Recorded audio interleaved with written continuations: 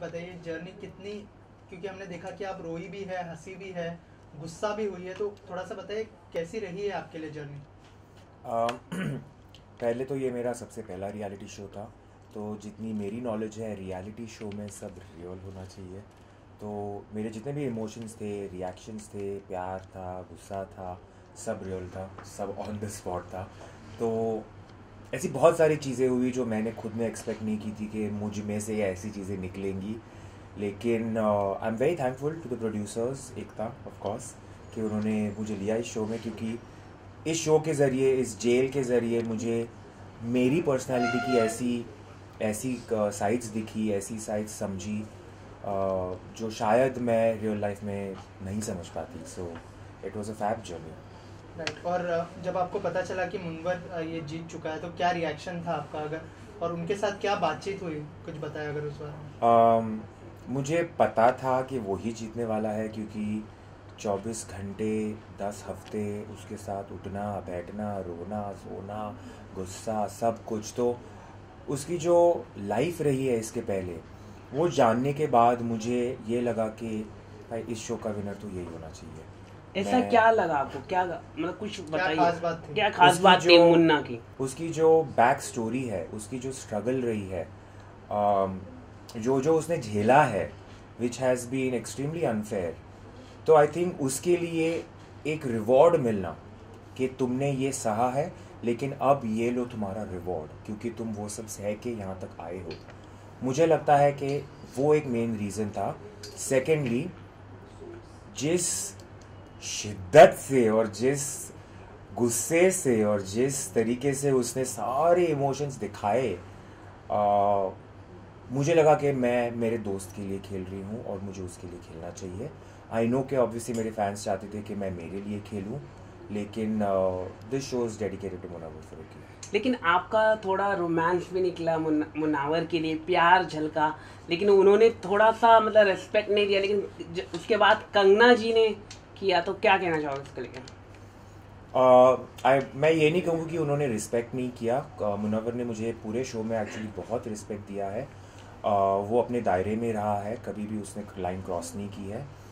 और ये जानना बहुत ज़रूरी है कि हम 24/7 कैमरास के सामने हैं, तो बहुत सारी ऐसी चीज़ें हैं जो हम कहना चाहते हैं पर कह नहीं पाते।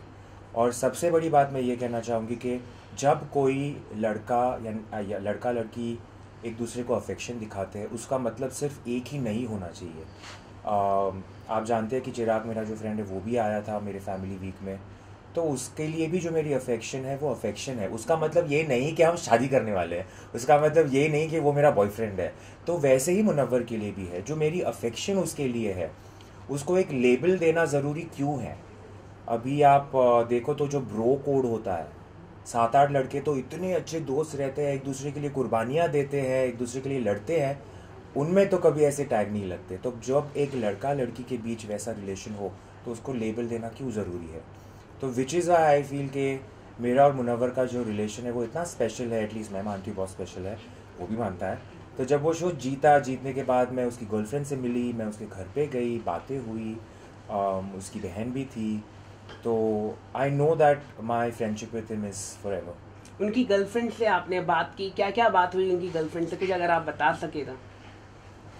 मतलब कैसे मतलब काफी उनकी social गर्लफ्रेंड के साथ जो बात हुई, आप उनकी गर्लफ्रेंड को ही पूछिए। नहीं, मुझसे पूछ के अभी क्या? आपने मुन्ना के साथ 70 दिन बिताए, बाद में आप उनकी गर्लफ्रेंड से मिली, तो कैसे लगे मुन्ना के लिए फिर? क्योंकि उनकी लाइफ में काफी अप्स एंड डाउन रहा। तो आपको तो वेरी सीनियर है आप, और आपने लाइफ में काफी उतार चढ़ाव, तो आप क्या कहना चाहोगे कि मुन्ना के लिए बेस्ट गर्लफ्रेंड है कि नहीं?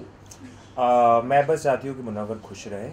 अगर मैं उसके लिए एक शो कुर्बान कर सकती हूँ तो लाइफ में तो मैं क्या कुछ ना कर डालूँ। मैं अंजलि और मुनव्वर और पूनम और अभी आज़मा से मैं बहुत प्रोटेक्टिव हूँ। मैं उनको प्रोटेक्ट करना चाहती हूँ। जैसे आपने कहा कि मैं एक सीनियर हूँ इस इंडस्ट्री में, मैं 17 साल डिज़ाइनर रही हूँ, तो मुझे थोड़ी आइडिया है कि कमीने लोग भी है इंडस्ट्री में।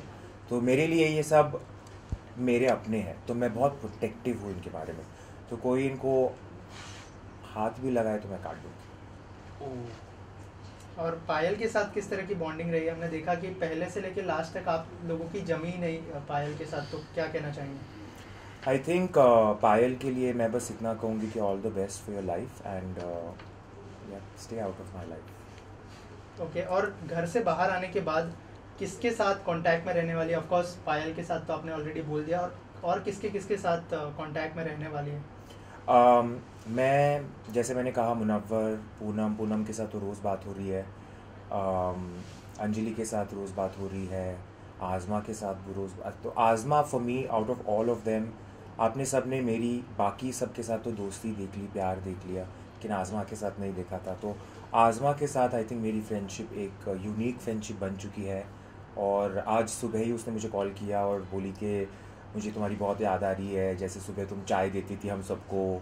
तो आई थिंक आज़मा के साथ मेरी फ्रेंडशिप मेरे लिए स्पेशल रहेगी। आज़मा आपके फैशन वीक में एज अ शो स्टॉपर बनेंगी कि नहीं?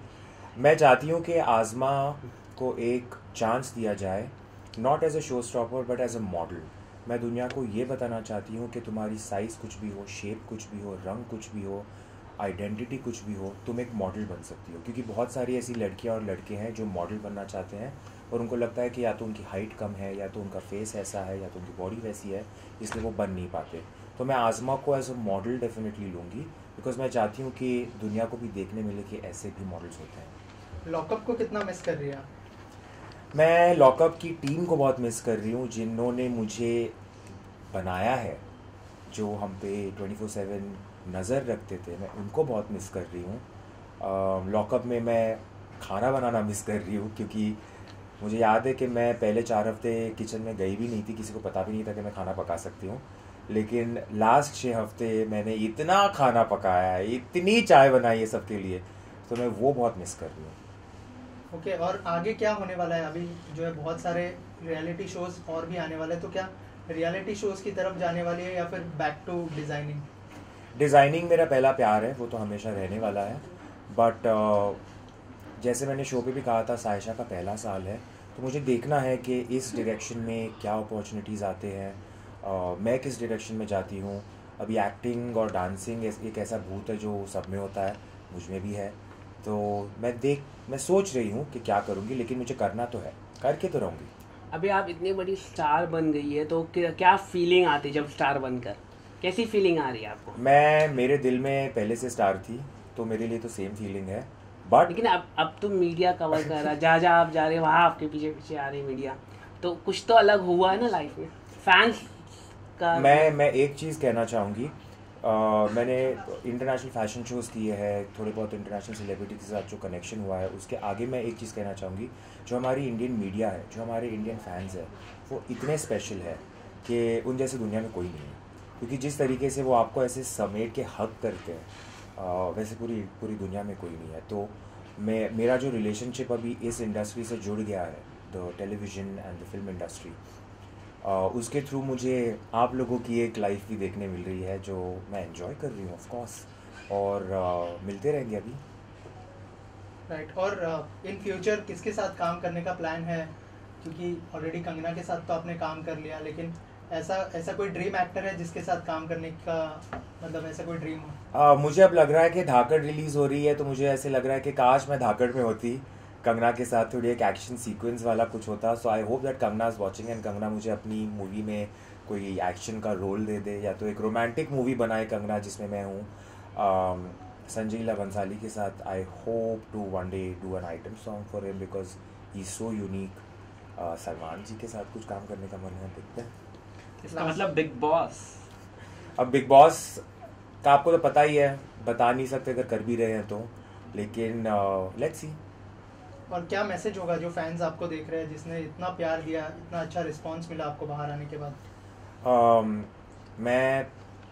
जब मैं as Sayesha, you know, when I came out as Sayesha, मैंने सोचा नहीं था कि इंडिया मुझे इस तरीके से एक्सेप्ट करेगी। जो हमारे फैंस है इस तरीके से एक्सेप्ट करके इस तरीके का प्यार देंगे और इस लेवल का प्यार देंगे।